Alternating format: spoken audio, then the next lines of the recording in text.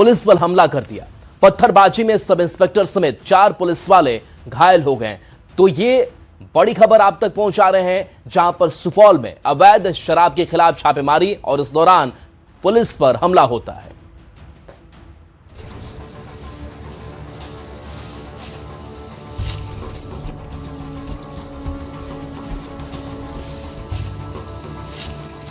सुपौल में police team पर हमला, शराब छापेमारी के दौरान हमले में एक एसआई समेत 4 जवान घायल।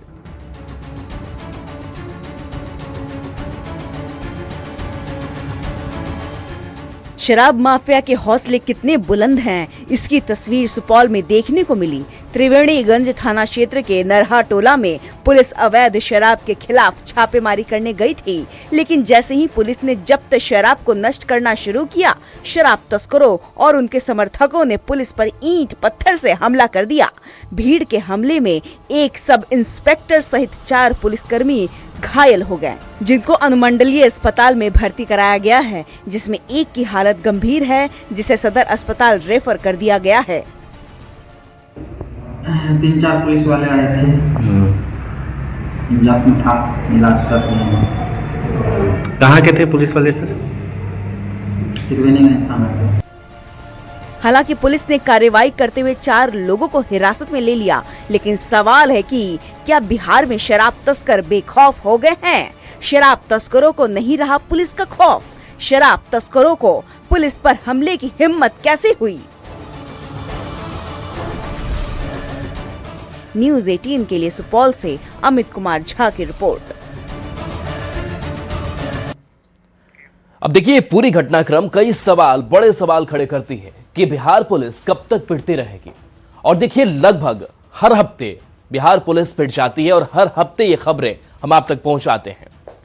सबसे ज्यादा शराब के मामले में हमला ये देखने को मिला है। अमूमन पुलिस टीम में कम जवान होते हैं और दूसरे मामले में भी कार्रवाई के दौरान हमले की खबर सामने आती रही है और कई बार हथियार भी उपद्रवी छीन लेते हैं। अफवाह भी हमले का एक बड़ा कारण माना जा रहा है। और देखिए, पुलिस में व्याप्त भ्रष्टाचार भी एक बड़ी वजह मानी जा रही है, जिसको लेकर के एक आक्रोश भी देखने को मिल रहा है। तो ये कई बड़े कारण हैं और इन कारणों के बीच कहीं ना कहीं एक सवाल जो लगातार सामने आ रहा है कि क्या पुलिस का खौफ खत्म हो गया है और ऐसे में अब क्या व्यवस्था करनी चाहिए। कई बार जवानों की जान पर बन आती है और हर बार पुलिस पर यह भीड़ भारी पड़ जाती है और बार बार पिटाई से ये पुलिसकर्मी हताश होते हैं, उनका मनोबल भी गिरता है। लेकिन जरूरत है कि कैसे इन पुलिसकर्मियों की सुरक्षा और बढ़े। जो दूसरों की सुरक्षा करते हैं वही खुद अपनी जान को खतरे में डालकर ड्यूटी करने को मजबूर है। बढ़ते आगे, बाढ़ से बड़ी खबर, जहां लापता कन्हैया शर्मा का शव बरामद मामले में शव मिलने के बाद से लोगों का हंगामा हो गया और ये बड़ी खबर आप तक पहुंचा रहे हैं, जहां कन्हैया शर्मा का शव बरामद हुआ और इस शव बरामद के बाद से लोगों का आक्रोश है वो फूट पड़ा और शव मिलने के बाद से लोगों ने सड़क पर उतरकर जमकर प्रदर्शन किया, हो हंगामा किया। हंगामे में 5 से 7 पुलिसकर्मी घायल भी हो गए। तो आप समझ सकते हैं कि जो बाढ़ से तस्वीर निकल करके सामने आई है, ये उस अस्पताल की तस्वीर दिखा रहे हैं जहां पर ये पुलिसकर्मी अस्पताल में इलाजरत हैं। तो ये एक जगह 2 जगह नहीं, बिहार के कई जिलों से ऐसी तस्वीरें लगातार सामने आ रही है जहां पुलिस बार बार पिट रही है। और देखिए, ये पुलिस की गाड़ी देखिए, इसे भी क्षतिग्रस्त कर दिया गया है और सालिमपुर थाना इलाके का यह मामला सामने आया है और इस पूरे मामले में एक्शन भी हालांकि हुआ है। 10 से ज्यादा लोग हिरासत में लिए गए हैं। देर रात हंगामे के बाद यह कार्रवाई की गई है। शर्मा जी थे, उनको कुछ लोग शराब पी के दीरा में गए थे, कुछ जर जनानी के छेड़छाड़ किए थे, इसके चलते इनको जो है सकी पकड़ लिया था और आज उन्हीं का लाश मिला गंगा जी में। हम लोग गए वहाँ खोजने के लिए तो मिला, उधर से लाश लेकर के सब लोग आया और हम लोग को मारना पीटना शुरू किया, जिसमें हम लोग 5-7 आदमी घायल भी हैं और हमारा गाड़ी के देखिए ये सब कबाड़ दिया, शीशा आगे तोड़ दिया, पीछे तोड़ दिया सब। और देखिए, एक दुखद खबर सामने आई। बिहार के मुख्यमंत्री नीतीश कुमार की सास का निधन हो गया है। बिहार के मुख्यमंत्री नीतीश कुमार पटना स्थित बांसघाट पहुंचे हैं। मुख्यमंत्री नीतीश कुमार के साथ नीतीश कुमार के बेटे निशांत कुमार मौजूद हैं। इसके साथ साथ बिहार सरकार के मंत्री अशोक चौधरी भी बांसघाट पहुंचे हैं। लंबे समय से विद्यावती देवी बीमार थी, उनका निधन हो गया। आईजीआईएमएस में भर्ती थी और कल बीती शाम 6:40 पर उनका निधन हो गया था। 90 साल की उम्र में उन्होंने अंतिम सांस ली और सीएम नीतीश बांसघाट पहुंचे हैं। सीएम नीतीश के सास के निधन की ये दुखद खबर सामने आई है। रवि नारायण हमारे साथ जुड़े हुए न्यूज़ 18 संवाददाता। रवि, सीएम नीतीश की सास, उनका निधन, लंबे समय से बीमार चल रही थी, और क्या खबर जानकारी आपके पास? का निधन हुआ है। वो कल शाम को 6:40 पे ही आईजीएमएस में काफी दिनों से वो भर्ती थी, वो बीमार चल रही थी, जिनके बाद आईजीएमएस में उनका निधन हुआ और आवास पे लाए गए थे। और आज अभी जो है वो बांसघाट जो है पटना, वहां पे उनका अंतिम संस्कार किया जाना है, जिससे लेकर के नीतीश कुमार मुख्यमंत्री जो है वो खुद वहां पहुंचे और साथ में उनके जो बेटे हैं निशांत, वो भी हैं, अशोक चौधरी भी वहां पे साथ में मौजूद रहे और तमाम लोगों ने वहां पहुंचकर उन्हें श्रद्धांजलि दी है और उसके बाद वहां से वो निकले हैं। तो 90 वर्ष की आयु थी और काफी दिनों से बीमार चल रहे थे, ऐसे में आहत करने वाला है पूरे परिवार के लिए। और नीतीश कुमार ने खुद वहां पहुंचकर सभी लोगों को सांत्वना दी है और साथ में खड़े रहने का आश्वासन दिया है। जी शुक्रिया इस अपडेट के लिए आपका, रवि।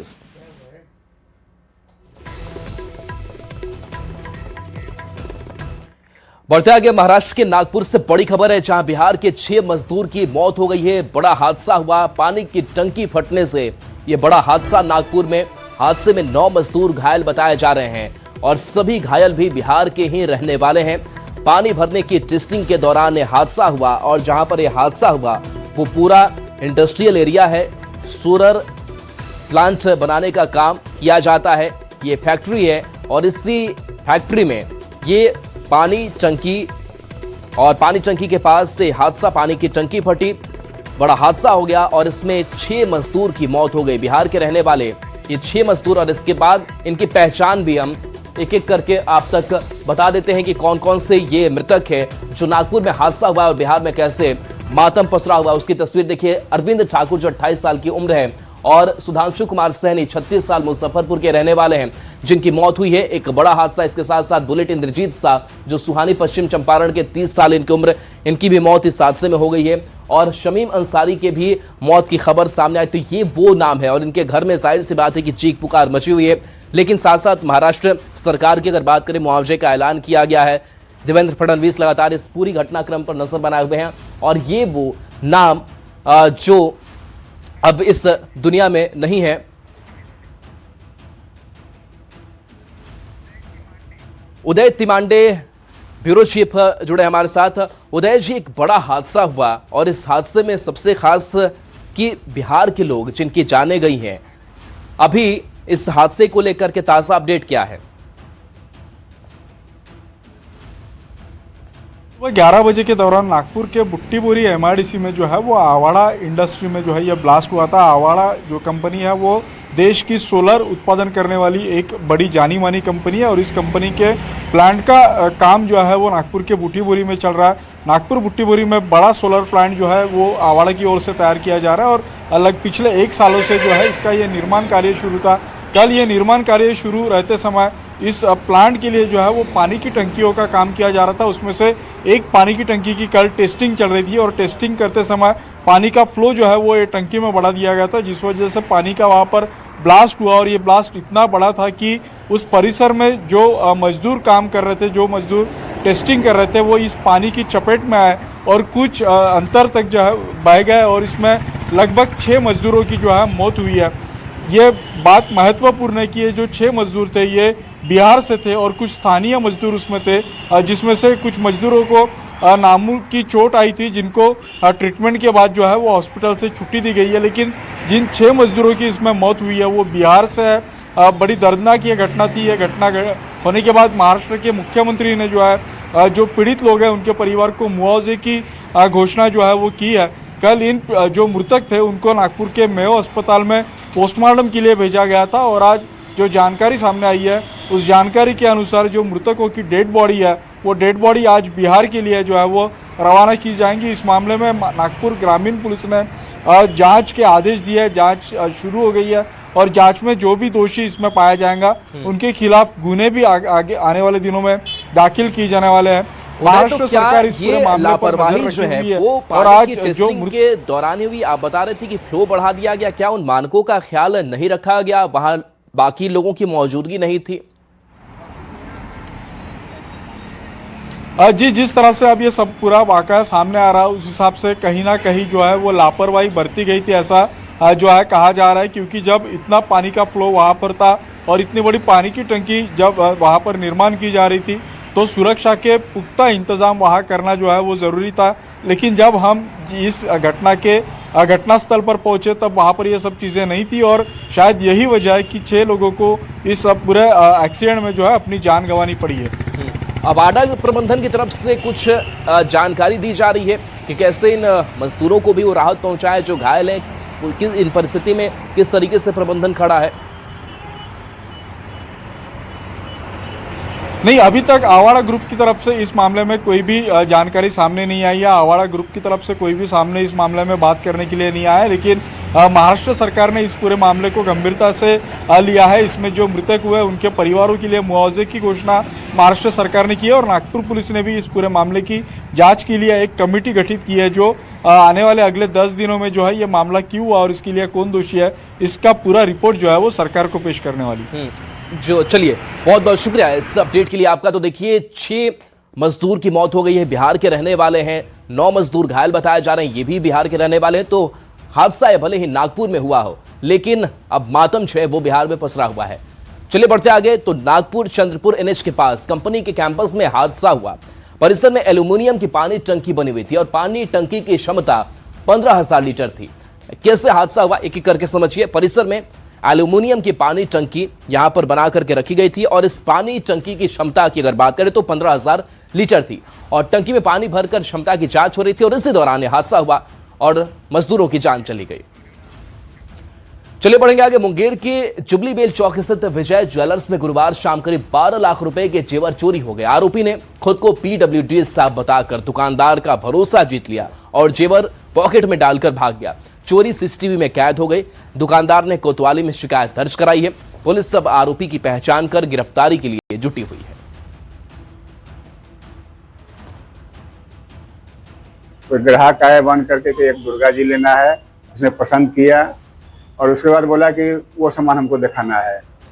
तो हम डब्बा अपने पास में रख करके उसको दिखाने लगे। 3 बार डब्बा को छुआ, इसका दाम क्या है, इसका दाम क्या है, इसका दाम क्या है, सबका दाम बताए। बोला नहीं इतना महंगा नहीं लेंगे। लास्ट में उसने 1,000 रुपया दे के गया, बोला कि अपने बहन को बर्थडे में देना है, हम बहन को बुला के ला रहे हैं, बस यही बात है। और आज हमको लगभग 11:30-12 बजे के बीच पता चला कुछ निकालने को, डब्बा निकाले, उसमें देखते हैं वो समझ में आया कि ये पैकेट गायब है, ये पैकेट नहीं है, ये पैकेट नहीं है। और कैमूर से बड़ी खबर, जहां के मोहनिया थाना क्षेत्र में कार और ट्रक की भीषण टक्कर में कैमूर DSP इंस्पेक्टर सहित 4 लोग घायल हो गए। घायलों को इलाज के लिए रेफर किया गया।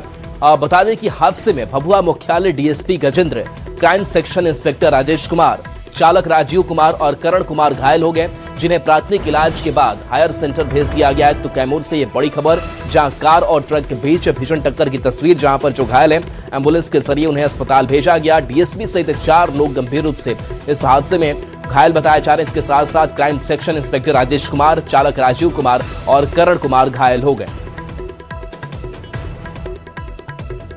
से आए हैं DSP साहब हैं और उनके साथ और 3 पुलिस सहकर्मी थे, जिसमें राजेश कुमार हैं, भभुआ थाना से हैं लोग, करण गुप्ता जी हैं, राजीव कुमार सिंह हैं और गजेंद्र कुमार सिंह। इनका ये लोग का RT रोड ट्रैफिक एक्सीडेंट हुआ था, उसके बाद आए थे, जिसमें राजेश कुमार जी जो हैं उनका ज़्यादा सीरियस है, मल्टीपल ब्रूज हुआ है सर में और लेसरेशन भी है, फोरहेड पे है, राइट ईयर ब्लीड है। बिहार के सीमांचल में बच्चों की तस्करी बड़ी समस्या रही है। गरीबी और पढ़ाई की कमी के कारण बच्चे और उनके परिवार आसानी से जो तस्कर हैं उनके जाल में फंस जाते हैं। अब ये लोग फेसबुक और इंस्टाग्राम जैसे सोशल मीडिया का इस्तेमाल कर बच्चों को फंसाते हैं। कटिहार में इस खतरे से बचाने के लिए प्रशासन और निजी संस्थाओं ने वर्कशॉप आयोजित की, जिसमें बच्चों और लोगों को जागरूक किया गया। मानव तस्करी हमेशा एक बड़ा समस्या रहा है, और लेकिन अब इस पे डिजिटली ट्रैफिकरों का भी एंट्री हो चुका है और डिजिटल तरीके से बच्चों को शिकार बनाया, जिसको लेकर एक जागरूकता शिविर भी चलाया जा रहा है। जी, बच्चों में ये फ्रस्ट्रेशन देखा जाता है कि जब एक रील्स बहुत बड़ा एक थ्रेट है हमारे सामने, बच्चे दिन भर किताब पलटने के बदले वो देखते हैं कितने लाइक्स मिले, और अगर लाइक्स नहीं मिले तो उनको फ्रस्ट्रेशन होता है। तो उनको आज लगता है कि वो रील के माध्यम से पैसा कमा सकेंगे, अगर वो बाहर चले जाएंगे तो बंगला खरीद सकते हैं, गाड़ी खरीद सकते हैं। तो बच्चे आज किताब में समय न बिता के ये फेसबुक या यूनिवर्सिटी या व्हाट्सएप यूनिवर्सिटी के चक्कर में पड़े हुए हैं, और कहीं न कहीं इसका फायदा सामने वाले लोग उठाते हैं। अभी हमारे बीच स्कूल के भी डीपीओ थे शिक्षा विभाग के, और उनसे बात हुई है, और हम लोग बात कर रहे हैं जो जिला बाल संरक्षण इकाई है, बाल कल्याण समिति है, विभिन्न एनजीओ के जो हमारे पदाधिकारी गण है, सबको मिलकर कार्य योजना बना के स्कूल में जो नियत दिन का पाठ्यक्रम होता है उसमें भी सप्ताह में एक दिन या महीने में एक दिन करके भी सभी स्कूलों में अगर हम लोग इस एजेंडे पे बात करेंगे बच्चों के बीच और उनके अभिभावकों के बीच भी जाने का बच्चे के माध्यम से प्रयास करेंगे तो निश्चित तौर पे इसमें कुछ बल मिलेगा और इसके रोकथाम के लिए हम लोग सजग होकर काम कर पाएंगे। मेरा नाम राजेश कुमार सिंह है और अभिलाषा परिवार स्वयंसेवी संस्था का मैं सचिव हूँ। तो देखिए ये लाइक कमेंट के चक्कर में बच्चों को सॉफ्ट टारगेट बनाया जा रहा है। इस तरह का कई बातें पहले भी आ चुका है, लेकिन अब इसको लेकर जागरूकता को लेकर भी कई संस्था और सरकार अपने स्तर पर काम कर रहा है और इसको इसी तरह से रोका जा सकता है। सुब्रत, न्यूज़ 18 कटिहार। और देखिए, बिहार के मुख्यमंत्री नीतीश कुमार की सास का निधन हो गया है। बिहार के मुख्यमंत्री नीतीश कुमार पटना स्थित बांसघाट पहुंचे और ये तस्वीर भी हम साथ साथ आपको दिखा रहे हैं, जहां पर बांसघाट जब मुख्यमंत्री नीतीश कुमार पहुंचे थे, एक शोक की लहर है। उनके साथ साथ उनके बेटे निशांत भी है, अशोक चौधरी मंत्री हैं, और उनके सास के निधन के बाद से वहां पर लोगों की मौजूदगी की तस्वीर आपको दिखा रहे हैं, जहां बिहार सरकार के मंत्री अशोक चौधरी भी पहुंचे हैं। और बताया जा रहा है कि विद्यावती देवी जो लंबे समय से बीमार चल रही थी, उनका IGIMS में वो भर्ती थी और कल उनका निधन हो गया था शाम में 6:40 पर, और 90 साल की उम्र में उन्होंने अंतिम सांस ली थी। तो ये आपको तस्वीर हम दिखा रहे हैं, सीएम नीतीश कुमार की सास का निधन, और ये बांसघाट की तस्वीर जब उनके अंतिम संस्कार को लेकर के यहाँ लोग पहुंचे थे। बिहार का सबसे बड़ा अस्पताल PMCH नए साल से नई सुविधाओं और नए कलेवर में दिखने जा रहा है। PMCH के नए भवन की छत पर सीधा एयर एम्बुलेंस लैंड करेगा और इसी के साथ यह प्रदेश का पहला अस्पताल बन जाएगा जहां की छत पर सीधे मरीज एयर एम्बुलेंस से लैंड कर सकेंगे।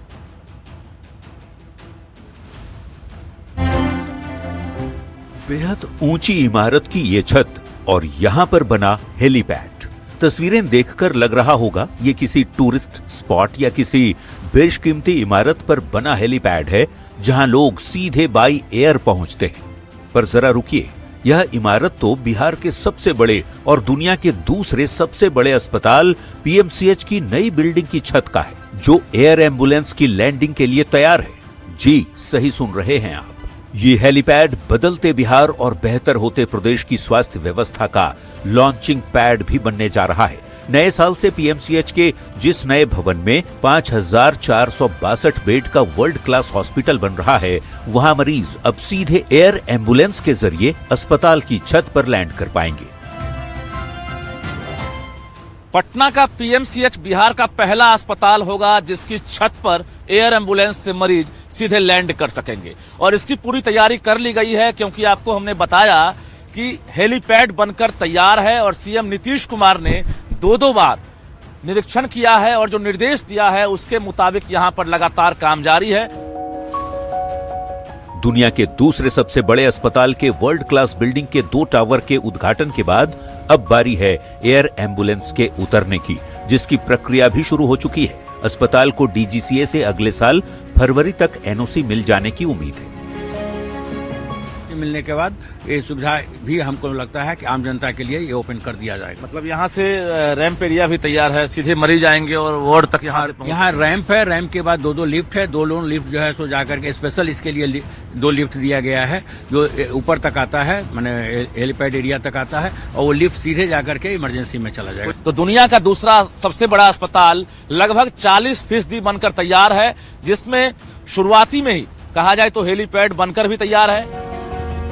हेलीपैड अस्पताल के 10वें फ्लोर पर बना है। इसके लिए रैंप के साथ ही 2 लिफ्ट अलग से तैयार किए जा चुके हैं। बस अस्पताल की छत पर लैंड करते ही मरीज सीधे। गुवाहाटी से आनंद विहार जाने वाली तेजस राजधानी एक्सप्रेस जमुना मुख और कानपुर के बीच डिरेल हो गई। हाथियों के झुंड को बचाने के दौरान ट्रेन का एक इंजन और 7 कोच पटरी से उतर गए। यह ट्रेन भागलपुर होकर जाती है, जिससे यहां के यात्री भी प्रभावित हैं। हालात को देखते हुए भागलपुर रेल प्रशासन अलर्ट है। प्लेटफॉर्म नंबर पर एक हेल्प डेस्क बनाया गया है।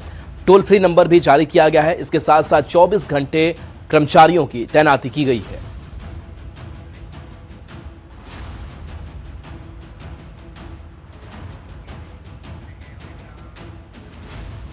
और चलिए न्यूज़ 18 बिहार